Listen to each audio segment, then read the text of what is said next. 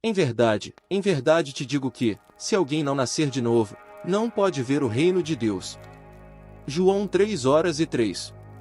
Estas não são palavras de um pregador comum, mas do próprio Senhor Jesus Cristo. Palavras que atravessam os séculos como uma espada afiada, dividindo a verdade da ilusão, a vida da morte espiritual. E, no entanto, em nosso tempo, quantos ainda as ouvem como deveriam? Vivemos em uma era em que o termo salvação foi domesticado, suavizado, reduzido a um simples rótulo religioso ou a uma formalidade litúrgica. Muitos a tratam como um passaporte para o céu obtido por meio de uma oração apressada ou pela adesão a um conjunto de regras morais, cuja voz incendiou multidões no século XVIII. Proclamava com lágrimas nos olhos e urgência na voz que nascer de novo não era uma opção ou um acessório espiritual para os mais devotos, era a própria condição para entrar no reino de Deus.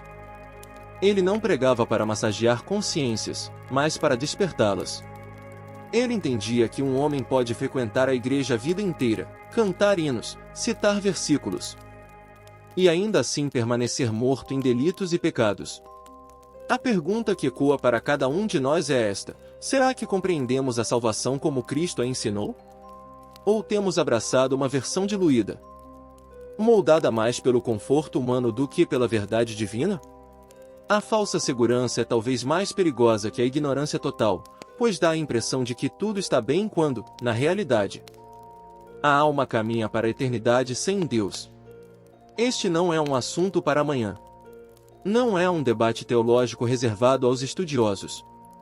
É a questão mais urgente da sua vida. Por quê?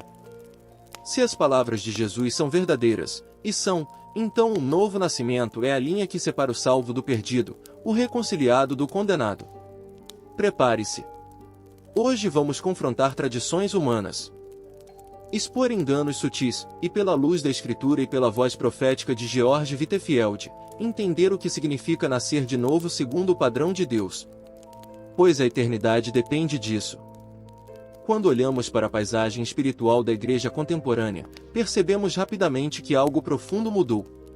A mensagem que outrora incendiava corações, chamando pecadores ao arrependimento e à fé viva em Cristo, foi gradualmente substituída por discursos motivacionais, promessas de bem-estar e adaptações culturais que evitam confrontar a realidade do pecado e da necessidade urgente de salvação. George Whitefield, em seu tempo, já combatia essa tendência. No século XVIII, ele denunciava a formalidade morta e a confiança ilusória de muitos que frequentavam cultos, mas permaneciam espiritualmente inalterados. Ele via, com clareza profética, que não havia salvação verdadeira sem um novo nascimento. Hoje, séculos depois, sua advertência ecoa com mais relevância do que nunca. Nas últimas décadas, assistimos à ascensão de um evangelho ajustado às expectativas do público, moldado para atrair multidões e evitar ofensas. Em muitos púlpitos, falar sobre o arrependimento se tornou raro. E mencionar o inferno ou a condenação eterna é visto como ultrapassado ou insensível. Em seu lugar, surgem mensagens centradas no homem, prometendo bênçãos materiais, prosperidade e autoaperfeiçoamento, sem exigir a transformação radical que Jesus ordenou. A consequência é um cristianismo superficial, no qual milhares acreditam estar salvos porque fizeram uma oração, assinaram um cartão de membro ou receberam um batismo, mas nunca experimentaram a regeneração verdadeira pelo Espírito Santo. As igrejas se enchem de pessoas que conhecem a linguagem, cantam os cânticos, mas permanecem presas aos mesmos padrões de vida mundanos. É o que Whitefield chamaria de cristãos nominais, aqueles cujo nome está no rol de membros, mas não no livro da vida. A Escritura é clara: pela graça sois salvos, por meio da fé. E isto não vem de vós, é dom de Deus. Não vem das obras, para que ninguém se glorie. Efésios 2:8-9. No entanto, dois erros perigosos se espalham. O primeiro é o moralismo, que ensina que podemos ganhar o favor de Deus pelas nossas próprias obras. O segundo é o antinomianismo, que afirma que, uma vez que a salvação é pela graça, não importa como vivamos. Ambos negam, de formas diferentes, a verdade transformadora do Evangelho. Wittefield via esses extremos em seu tempo e respondia com uma mensagem simples e negociável: você deve nascer de novo. Essa frase, extraída das palavras de Cristo a Nicodemos em João 3, não é uma metáfora poética, mas uma declaração de necessidade absoluta. Sem um novo nascimento, não há entrada no reino. Não se trata de reformar a vida antiga, mas de receber uma nova vida que só Deus pode dar. No cenário atual, a compreensão do novo nascimento foi diluída.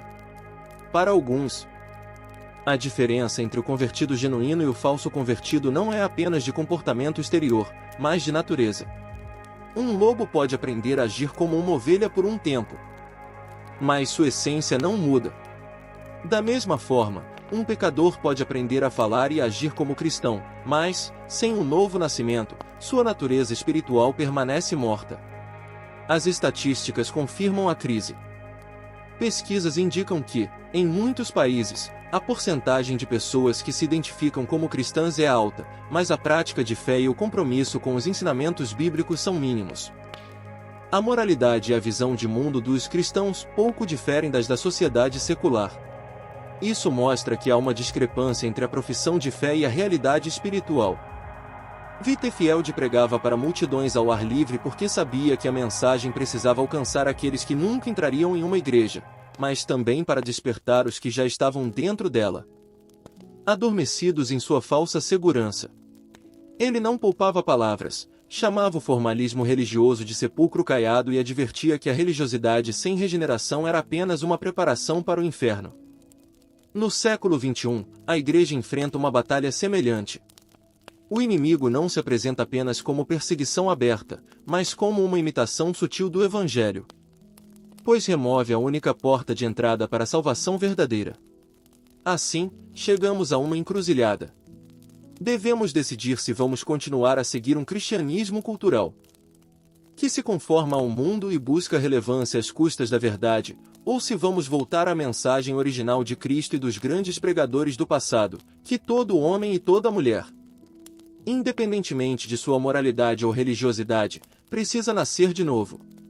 Esta não é uma mera questão teológica. É uma questão de vida ou morte eterna. A mensagem de Wittefield, ecoando a de Cristo, não oferece meio termo.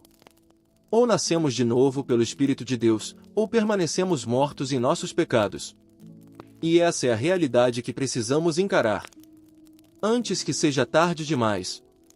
Quando Jesus declarou a Nicodemos, em João 3:3, em verdade te digo que, se alguém não nascer de novo, não pode ver o reino de Deus. Ele não estava oferecendo um conselho opcional ou uma sugestão espiritual. Estava pronunciando um decreto eterno, vinculante para todos os homens e mulheres de todas as épocas. O novo nascimento não é um privilégio reservado a uma elite espiritual, é a condição indispensável para entrar no reino de Deus. Nicodemos, fariseu e mestre em Israel, conhecia profundamente a lei e os profetas. Aos olhos da sociedade judaica, ele era um homem exemplar. No entanto, diante de Jesus, suas credenciais religiosas não tinham peso. Cristo não lhe disse para intensificar suas práticas, aumentar suas orações ou aprofundar seu estudo da lei. Ele disse: é necessário nascer de novo. João 3:7. A palavra necessário não deixa espaço para exceções ou atalhos. No texto original grego, a expressão nascer de novo vem de genten antem, que pode significar nascer do alto ou nascer de novo. Ambos os sentidos se complementam. É um nascimento espiritual que vem de Deus, do alto, e ao mesmo tempo representa um novo começo radical na vida da pessoa. Este novo nascimento não é produzido por vontade humana, esforço próprio ou herança familiar, mas é obra exclusiva do Espírito Santo. Jesus explicou a Nicodemos: o que é nascido da carne é carne, e o que é nascido do Espírito é Espírito. João 3:6. Aqui está a distinção fundamental. Todos nós nascemos uma vez na carne, com uma natureza caída e inclinada ao pecado. Mas, para entrarmos no reino de Deus, precisamos de uma segunda geração. Um ato criador do Espírito Santo que nos dá uma nova natureza. George Whitefield pregava esse texto com uma convicção que abalava seus ouvintes. Ele via na conversa de Jesus com Nicodemos a refutação de toda confiança na religião exterior. Whitefield insistia que frequentar a igreja, receber sacramentos ou praticar virtudes morais não podia substituir o novo nascimento. Em um de seus sermões mais conhecidos, ele disse: "Não me importa se você é episcopal, presbiteriano ou batista.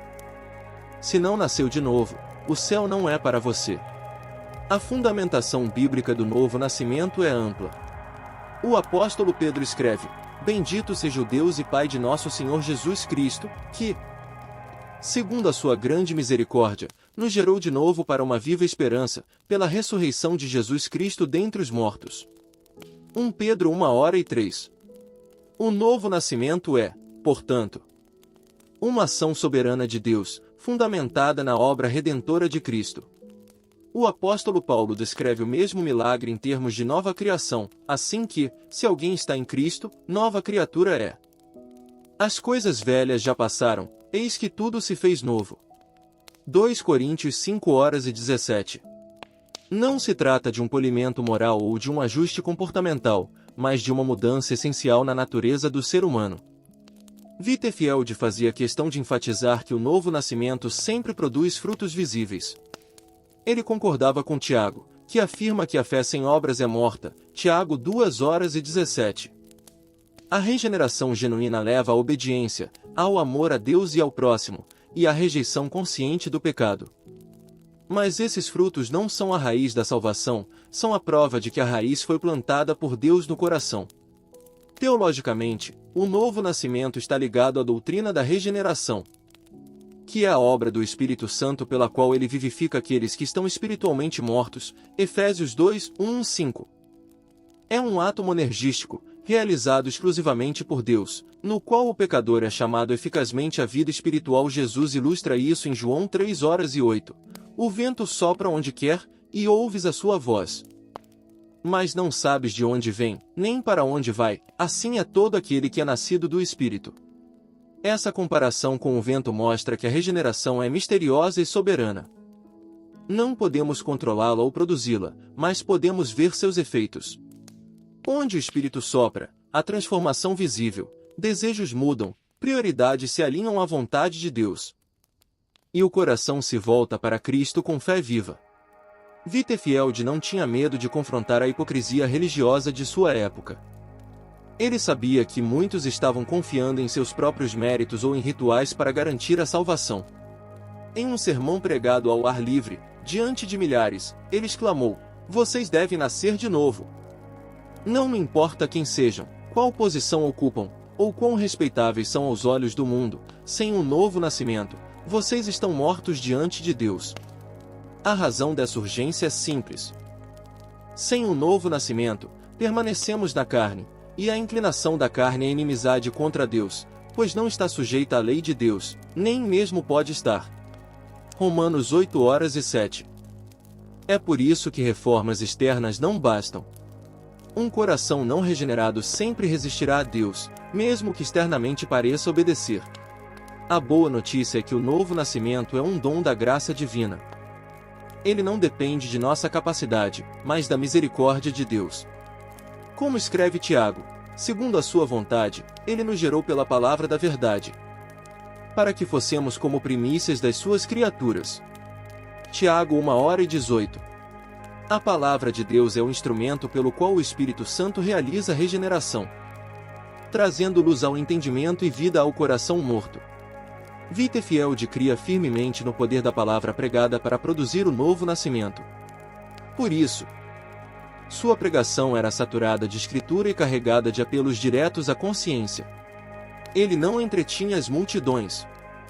Ele as confrontava com a realidade do pecado e com a necessidade urgente de arrependimento e fé. Ele entendia que apenas quando o pecador é exposto à santidade de Deus e à sua própria culpa é que pode clamar por misericórdia e experimentar um novo nascimento. A regeneração, portanto, é o ponto de partida da vida cristã. Sem ela, não há verdadeira fé, verdadeiro arrependimento ou santificação real. Com ela, há vida abundante, comunhão com Deus e a esperança certa da glória eterna. Este é o fundamento sobre o qual Wittefield construiu seu ministério, e este é o fundamento que precisamos recuperar em nossos dias. O novo nascimento não é um conceito abstrato. Ele se manifesta de maneiras concretas e perceptíveis na vida daquele que foi verdadeiramente regenerado pelo Espírito Santo. George Wittefield, observador atento das almas, descrevia com riqueza de detalhes as marcas de um coração transformado. E, ao mesmo tempo, apontava com clareza os sinais de uma conversão falsa, fruto de mera emoção ou de conformidade externa. 1. O primeiro sinal: amor profundo por Deus e sua palavra. O regenerado experimenta um afeto novo e intenso por Deus. Antes, a Bíblia era um livro fechado, difícil, muitas vezes enfadonho. Agora, ela se torna alimento diário, fonte de alegria e luz para o caminho. O coração regenerado ecoa as palavras do salmista: ó, quanto amo a tua lei! É a minha meditação em todo dia. Salmo 1:9-97. Wittefield advertia que é impossível amar verdadeiramente a Deus sem amar sua palavra. Ele percebia que muitos buscavam experiências espirituais, mas negligenciavam a leitura e o estudo da Escritura. Para ele, essa era uma prova clara de que o novo nascimento ainda não havia ocorrido. 2. O segundo sinal: ódio crescente pelo pecado. O novo nascimento muda radicalmente a relação da pessoa com o pecado. O que antes era tolerado, agora é combatido. O regenerado não é perfeito, mas passa a sentir verdadeira tristeza quando peca. Essa tristeza não é fruto de orgulho ferido, mas de amor a Deus e reconhecimento de que o pecado ofende sua santidade. Wittefield pregava que um cristão genuíno ama o que Deus ama e odeia o que Deus odeia. Isso inclui abandonar práticas antigas, evitar ambientes que induzem à queda e buscar a santidade com zelo. Ele alertava que viver confortavelmente no pecado é incompatível com a nova vida em Cristo. 3. O terceiro sinal: transformação visível nas relações humanas. O coração regenerado não apenas muda na relação com Deus, mas também com o próximo.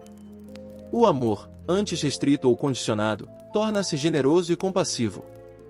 O regenerado aprende a perdoar como foi perdoado, Efésios 4:32, e a servir sem buscar recompensa. Wittefield observava que muitos professavam fé, mas mantinham rancor, divisões e atitudes egoístas. Para ele, isso desmentia qualquer declaração de novo nascimento. A regeneração rompe o ciclo do ódio e introduz o padrão do amor sacrificial de Cristo. 4. O quarto sinal: obediência voluntária à vontade de Deus. O regenerado não vê os mandamentos de Deus como fardos, mas como expressões de sua sabedoria e bondade. João afirma: porque este é o amor de Deus, que guardemos os seus mandamentos, e os seus mandamentos não são pesados. 1 João 5:3. Wittefield pregava que a obediência é o termômetro da fé genuína. Ele dizia: mas pela gratidão e pelo desejo de agradar ao Pai Celestial. 5. O quinto sinal: perseverança nas provações. A vida cristã não é isenta de dificuldades. Pelo contrário, Jesus prometeu que seus seguidores enfrentariam tribulações, João 16:33. O regenerado, porém, persevera. Mesmo em meio a lutas, mantém a fé e confia no caráter de Deus. Emoções religiosas intensas, conhecimento teológico ou envolvimento em atividades da igreja não são garantias de regeneração. A conversão genuína se comprova ao longo do tempo, pela constância e profundidade da transformação. Ele alertava que até mesmo Judas Iscariotes conviveu intimamente com Jesus, realizou milagres e pregou, mas nunca nasceu de novo. O perigo do auto-engano espiritual é real e mortal. 7. Exemplos históricos do ministério de Wittefield. Durante suas pregações ao ar livre, Wittefield viu multidões inteiras reagirem com lágrimas e clamores. Mas ele próprio reconhecia que nem todos permaneciam na fé. Em algumas cidades, as mesmas pessoas que o aclamaram posteriormente voltaram aos antigos pecados. Essa realidade o levava a enfatizar que o novo nascimento não se mede pela intensidade da experiência inicial, mas pela permanência dos frutos espirituais. Em Cambuslang, na Escócia, no avivamento de 1742, houve um derramamento visível do Espírito Santo. Pessoas caíam de joelhos, clamando por misericórdia. Meses depois, muitos continuavam firmes, evidenciando frutos dignos de arrependimento. Mas outros, embora emocionados no momento, voltaram a uma vida sem transformação. Vitterfield registrou essa diferença como prova da necessidade de discernir conversões verdadeiras. 8. Impacto social do novo nascimento. Vitterfield não via o novo nascimento apenas como uma questão individual, mas como um fator de transformação social. Em comunidades onde o evangelho foi pregado com poder e as pessoas nasceram de novo, havia queda na criminalidade, restauração de famílias e crescimento da solidariedade. Ele entendia que uma sociedade renovada começa por indivíduos regenerados. Esse princípio permanece atual. Mudanças superficiais nas leis ou na cultura não podem substituir a renovação espiritual do coração humano. A verdadeira reforma começa no interior, quando o Espírito de Deus cria uma nova criatura. 9. O perigo de confundir religiosidade com regeneração. Muitos confundem o hábito religioso com a vida espiritual genuína. Participar de cultos, cantar hinos e até servir em ministérios não são, por si só, provas de novo nascimento. Vitterfield advertia contra o sono da segurança carnal, a condição de quem pensa estar seguro espiritualmente, mas nunca foi despertado pela graça de Deus. Assim é aquele que confunde religiosidade com salvação, vive anestesiado até o momento em que é tarde demais. 10. Chamado à autoavaliação constante. O apóstolo Paulo exorta: examinai-vos a vós mesmos e se permaneceis na fé, provai-vos a vós mesmos. 2 Coríntios 13:5. O regenerado não teme esse exame, pois confia na obra de Deus em sua vida. Já o falso convertido evita olhar de perto, com medo de descobrir a ausência da vida espiritual. Vitterfield estimulava seus ouvintes a se colocarem diante da luz da palavra, pedindo a Deus que revelasse a verdadeira condição do coração. Essa prática é vital para evitar o auto-engano e para cultivar uma fé genuína. 11. O fruto inevitável da santidade. O novo nascimento não produz apenas uma mudança interna invisível, ele inevitavelmente se manifesta em santidade prática. O regenerado deseja viver separado do pecado e consagrado a Deus. Essa santidade não é ostentação de superioridade, mas reflexo da natureza divina implantada no coração. Sede santos. Porque eu sou santo, 1 Pedro 1:16, deixa de ser um mandamento distante e se torna um anseio profundo. Vitterfield advertia que, se alguém afirma ter nascido de novo, isso inclui honestidade no trabalho, integridade nos relacionamentos e pureza nos pensamentos. Jesus declarou: bem-aventurados os que têm fome e sede de justiça, porque serão fartos. Mateus 5:6. Vitterfield pregava que essa fome espiritual é uma das evidências mais claras do novo nascimento. Ela não é motivada por obrigação, mas por um desejo ardente de agradar a Deus. 13. Zelo pela glória de Deus. O regenerado não vive mais para si mesmo. Sua maior preocupação não é o sucesso pessoal, mas a exaltação do nome de Deus. Esse zelo se expressa no serviço à igreja, na evangelização e no testemunho diário. Vitterfield encorajava os crentes a examinarem suas motivações. Você busca a glória de Deus ou a sua própria? Esse foco muda completamente as prioridades. O tempo, os talentos e os recursos passam a ser administrados com o objetivo de honrar ao Senhor, e não de promover a própria imagem. 14. Sensibilidade à voz do Espírito Santo. Antes da regeneração, a consciência pode estar amortecida ou cauterizada pelo pecado. Mas, quando o Espírito Santo vivifica a alma, a pessoa se torna sensível à sua direção e correção. Essa sensibilidade leva ao arrependimento rápido quando há queda e à prontidão em obedecer às orientações divinas. Vitterfield observava que o regenerado não se gloria em seguir o próprio coração, mas busca submeter-se à palavra e à voz do Espírito. Essa submissão é sinal de humildade e dependência de Deus. 15. A vitalidade da fé está enfraquecida. Ele desafiava seus ouvintes: se você não fala com Deus, como pode dizer que o conhece? 16. Alegria no serviço cristão. Servir a Deus deixa de ser um fardo e se torna privilégio. O regenerado vê oportunidades de servir como bênçãos, não como obrigações pesadas. Ele entende que cada ato de serviço, por menor que pareça, é parte do avanço do reino de Deus. Whitefield ressaltava que essa alegria no serviço é fruto do amor por Cristo. Ele dizia que um cristão regenerado é como um servo leal que encontra prazer em cumprir as ordens de um bom mestre. 17. Influência transformadora no ambiente.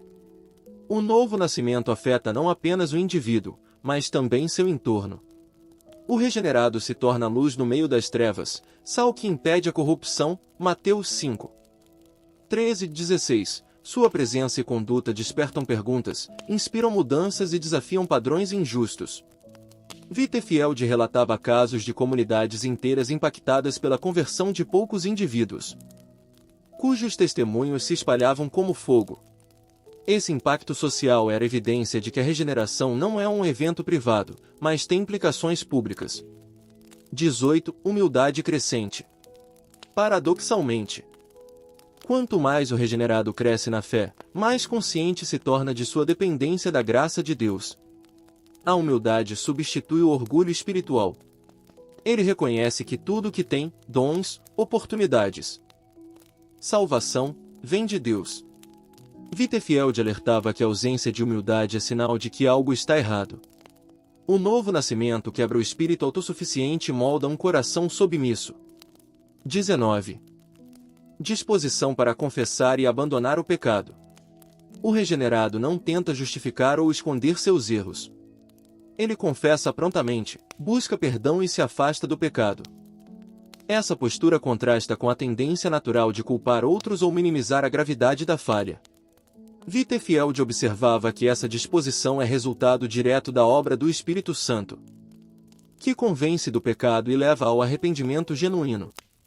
20. Expectativa viva pela volta de Cristo.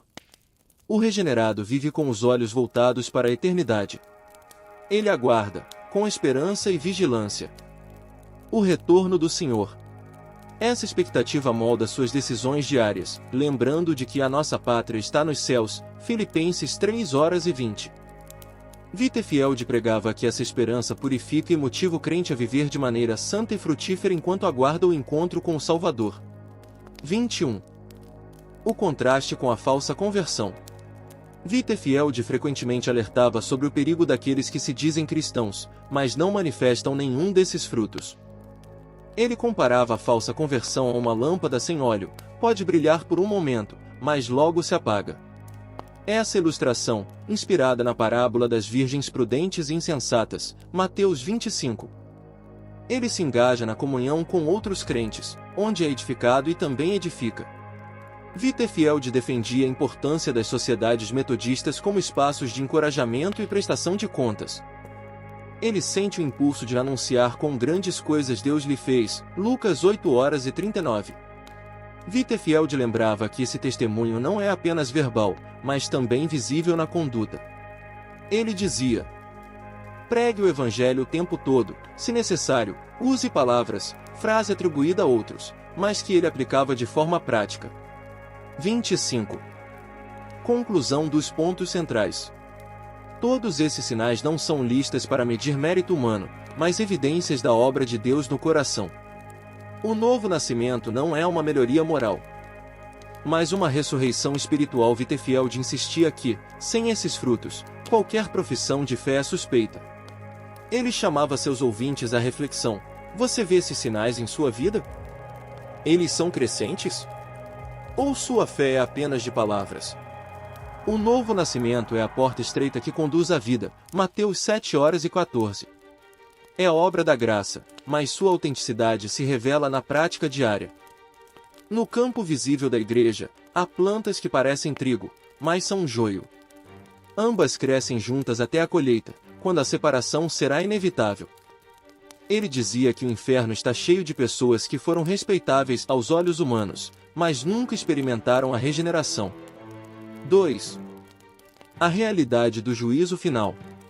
O Novo Testamento é claro sobre o destino dos que rejeitam o novo nascimento.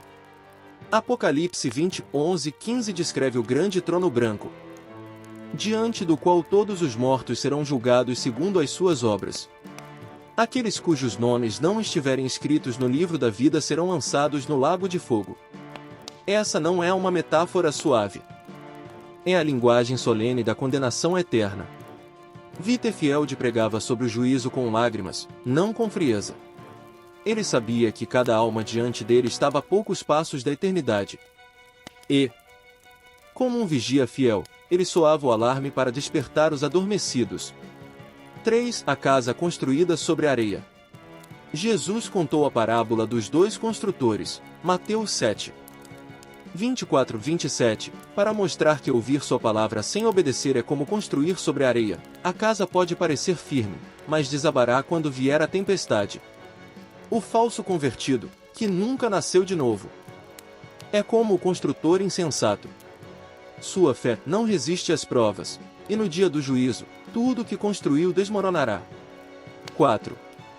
O endurecimento progressivo do coração. Rejeitar repetidamente o chamado ao novo nascimento leva a um endurecimento espiritual que torna cada vez mais difícil responder à voz de Deus. Hebreus 3. 15 adverte: hoje, se ouvirdes a sua voz, não endureçais os vossos corações. Whitefield alertava que atrasar a entrega a Cristo é abrir espaço para que a consciência se cale e a insensibilidade tome conta. 5. Consequências já nesta vida. As consequências de não nascer de novo não se limitam ao além. Nesta vida, a ausência da regeneração mantém a pessoa presa a vícios, amargura, relacionamentos quebrados e falta de propósito. Sem a nova natureza, o ser humano continua escravo de desejos egoístas e de padrões destrutivos. Paulo descreve esse estado em Efésios 4:18. Entenebrecidos no entendimento, separados da vida de Deus pela ignorância que há neles, pela dureza do seu coração. 6. A diferença na hora da morte. Whitefield frequentemente contrastava a morte de um regenerado com a de um não regenerado. O primeiro parte com paz, confiança e esperança viva na presença de Cristo. O segundo enfrenta terror, arrependimento tardio e escuridão eterna. Ele relatava casos de leitos de morte, onde a ausência de fé genuína se tornava evidente, e o desespero tomava conta. 7. O testemunho das Escrituras. A Bíblia é consistente: o salário do pecado é a morte, mas o dom gratuito de Deus é a vida eterna em Cristo Jesus, nosso Senhor. Romanos 6:23. A morte aqui é espiritual e eterna, separação definitiva de Deus. Sem um novo nascimento, essa morte é inevitável. 8. O perigo da religiosidade estéril. Jesus condenou os fariseus porque, apesar de sua devoção aparente, estavam mortos espiritualmente. Mateus 23:27. Eles eram sepulcros caiados, belos por fora, mas por dentro cheios de ossos e podridão. Whitefield via essa mesma condição em muitos frequentadores de igrejas, polidos na conduta, mas sem vida espiritual. 9. A tragédia do autoengano coletivo. Quando igrejas inteiras deixam de pregar o novo nascimento, criam uma cultura de autoengano. As pessoas se comparam umas às outras, sentindo-se seguras por estarem melhor que o vizinho, mas ignoram o padrão absoluto da santidade de Deus. Cada dia sem Cristo é um passo mais próximo do juízo. 2 Coríntios 6:2 declara: eis agora o tempo aceitável, eis agora o dia da salvação. Whitefield implorava a seus ouvintes que não esperassem por um momento mais conveniente, pois o amanhã não é garantido. 11. Exemplos bíblicos de advertência. A Bíblia nos dá exemplos claros das consequências de rejeitar o chamado de Deus. Esaú vendeu seu direito de primogenitura por um prato de lentilhas e depois não achou lugar de arrependimento, embora com lágrimas o tivesse buscado. Hebreus 12:17. Judas Iscariotes caminhou com Jesus, viu seus milagres, mas terminou em condenação. Essas histórias são espelhos para todos nós. 12. O destino eterno dos não regenerados. Apocalipse 21:08 descreve o destino final, mas, Quanto aos tímidos, e aos incrédulos, e aos abomináveis, e aos homicidas, e aos fornicadores, e aos feiticeiros, e aos idólatras, e a todos os mentirosos, a sua parte será no lago que arde com fogo e enxofre. Não há linguagem mais clara ou mais solene para descrever a consequência de viver e morrer sem um novo nascimento. 13. O contraste com a vida eterna. Enquanto o não regenerado caminha para a condenação, o regenerado caminha para a vida eterna, onde não haverá mais dor, choro ou morte. Apocalipse 21h04. Esse contraste deve nos mover à seriedade. Wittefield dizia que, se acreditássemos realmente no céu e no inferno, pregaríamos, viveríamos e choraríamos com muito mais urgência. 14. Chamado ao arrependimento imediato. A advertência não é para produzir desespero sem saída, mas para conduzir ao arrependimento e à fé. Wittefield pregava advertências com lágrimas, sempre apontando para a cruz como o único refúgio seguro. Ele sabia que a mesma palavra que condena o pecado também oferece a promessa da vida para todo aquele que crê. A rejeição ao novo nascimento é rejeição ao próprio Cristo. É dizer ao Filho de Deus, não preciso de ti. E essa recusa, se mantida até o fim, resultará em separação eterna. Mas hoje, enquanto é dia, a porta da graça permanece aberta. Diante de tudo que foi dito, chegamos ao ponto decisivo. O novo nascimento não é uma teoria para ser admirada de longe, mas é um indivíduo com um nome, história e responsabilidades diante de Deus. Da mesma forma, este chamado é para você, hoje. 2. Reconhecer a verdadeira condição espiritual. O primeiro passo é admitir a realidade: todos pecaram e carecem da glória de Deus. Romanos 3h23. Não importa quão moral ou religioso você seja, sem Cristo você está separado de Deus. Essa consciência não deve levar ao desespero, mas à humildade que abre as portas para a graça. 3. Arrependimento genuíno. Arrependimento não é apenas remorso ou tristeza pelas consequências do pecado. É uma mudança de mente e de direção, um afastar-se do pecado e um voltar-se para Deus. Pedro declarou em Atos 3h19, arrependei-vos, pois, e convertei-vos, para que sejam apagados os vossos pecados. George Wittefield enfatizava que o arrependimento verdadeiro é acompanhado por frutos dignos, Mateus 3h08. Não é uma emoção passageira, mas uma reorientação de toda a vida. 4. Fé viva em Cristo. A regeneração acontece quando o pecador, convencido do seu estado perdido, se volta para Cristo com fé viva. Essa fé não é mera crença intelectual, mas confiança pessoal no sacrifício de Jesus como suficiente para a salvação. João 1h12 afirma, mas a todos quantos o receberam, deu-lhes o poder de serem feitos filhos de Deus, aos que creem no seu nome. 5. Submissão ao senhorio de Cristo. Nascer de novo significa reconhecer Jesus não apenas como Salvador, mas também como o Senhor. Isso implica rendição total da vontade, dos planos e dos desejos ao governo de Cristo. Wittefield lembrava que não existe meio termo, ou Cristo é Senhor de tudo, ou não é Senhor de nada.